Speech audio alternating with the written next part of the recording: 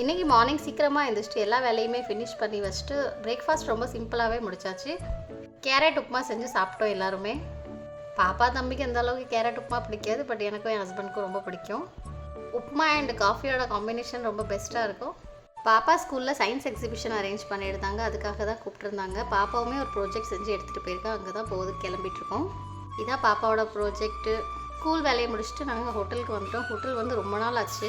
நாங்கள் சிட்டிலேருந்து ரொம்ப தூரமாக இருக்கிறதுனால அடிக்கடி ஹோட்டலுக்கு ஸ்பெஷலாக சாப்பிடலாம் வர முடியாது. ஸோ இந்த மாதிரி ஏதாச்சும் ஃபங்க்ஷனுக்கு கிளம்பி வந்தோம்னா அப்போ தான் ஹோட்டலில் வந்து சாப்பிட்டுக்கிடுவோம்.